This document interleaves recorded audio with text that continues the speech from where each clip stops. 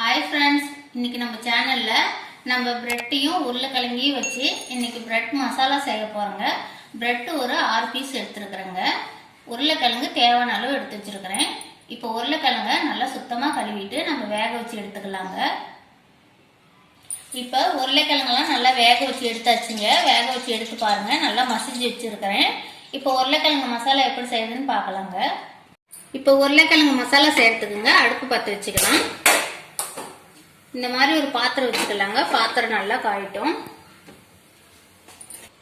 இப்போ பாத்திரம் நல்லா காய்ஞ்சிருச்சுங்க. தேவையான அளவு எண்ணெய் சேர்த்துக்கலாம். இப்போ எண்ணெய் நல்லா காஞ்சிருச்சுங்க. 1/4 ஸ்பூன் அளவுக்கு கடுகு சேர்த்துக்கலாம். ஒரு பெரிய வெங்காயம் எடுத்து பொடி பொடியாக கட் பண்ணி வச்சிருக்கிறேங்க. இப்போ வெங்காயத்தையும் சேர்த்துக்கலாம். இப்போ வெங்காயத்தை நல்லா வதக்கி விட்டுக்கலாங்க.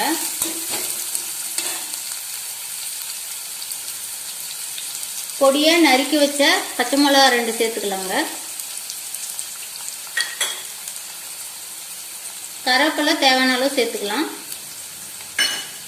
சேர்த்து எல்லாத்தையும் நல்லா வதக்கி விட்டுக்கலாங்க.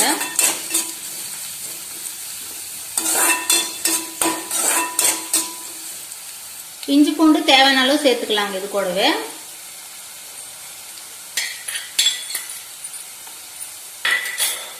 சேர்த்து நல்லா வதக்கி விட்டுக்கலாம். இப்போ இஞ்சி பூண்டு நல்லா பச்சை வாசனை போகிற அளவுக்கு வணங்கிடுச்சுங்க. நம்ம இது கூட மசாலா சேர்த்துக்கலாம். கரம் மசாலா 1/2 ஸ்பூன் சேர்த்துக்கலாங்க. மிளகாய் தூள் 1/4 ஸ்பூன் சேர்த்துக்கலாங்க. நம்ம காரத்துக்கு தகுந்த மாதிரி மட்டும் சேர்த்துக்கலாம். மஞ்சள் தூள் தேவையான அளவு மட்டும் சேர்த்துக்கலாங்க. இப்போ சேர்த்து நல்லா வதக்கி விட்டுக்கலாம்.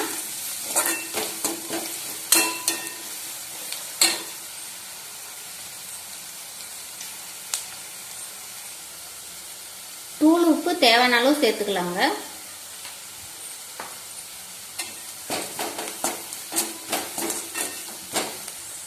இப்போ மசாலாலாம் ரெடி ஆயிடுச்சுங்க. இப்போ நம்ம வேக வச்ச உருளைக்கிழங்கு இது கூட சேர்த்துக்கலாம்.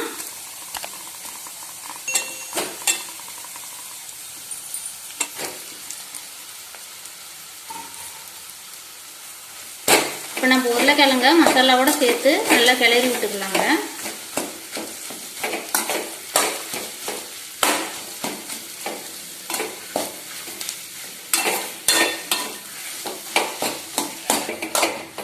இப்போ மசாலாவோட உருளைக்கிழங்குலாம் சேர்த்து நல்லா வதக்கி விட்டாச்சுங்க. இதுலேயே உப்பு காரம்லாம் கரெக்டாக இருக்குதுன்னு பார்த்துக்கோங்க. இப்போ நம்ம லாஸ்ட்டாக கொத்தமல்லி தழை தூவி இறக்கலாம்.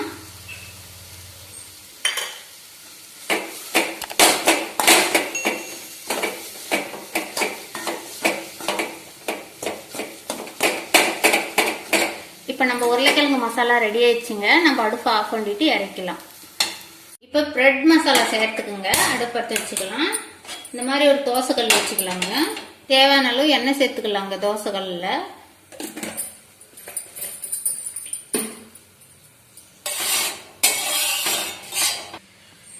இப்போ நம்ம எடுத்து வச்சிருக்கிற பிரெட்டை இப்போ தோசைக்கல்ல வச்சுக்கலாங்க.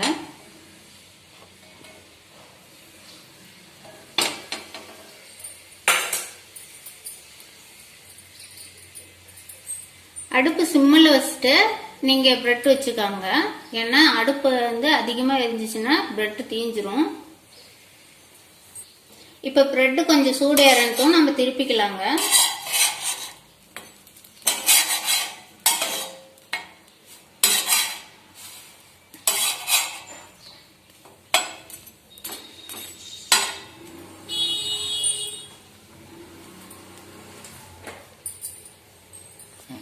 இப்போ பாருங்க, பிரெட் எல்லாம் நல்லா வெந்துருச்சு. ஒரு சைடு நம்ம திருப்பி போட்டோம்.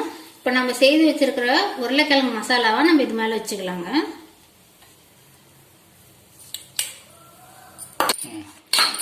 இப்போ பாருங்க, நம்ம உருளைக்கிழங்கு மசாலா பிரெட்டுக்கு மேல வச்சுட்டோம். அதே மாதிரி இன்னும் மிச்சம் இருக்கிற பிரெட்டையும் நம்ம தோசைக்கல்ல வச்சிடலாம்.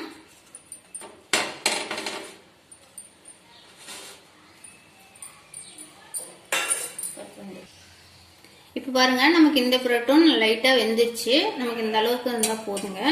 நம்ம அடுப்பு ஆஃப் பண்ணிடலாம்.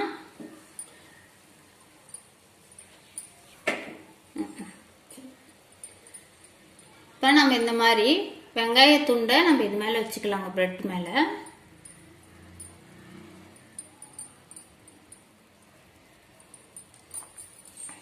அவ்வளோதாங்க, நம்ம பிரெட் மசாலா ரெடி ஆயிடுச்சுங்க. இப்போ நம்ம இந்த மிச்சம் இருக்கிற பிரெட் எடுத்து மேலே வச்சுக்கலாம்.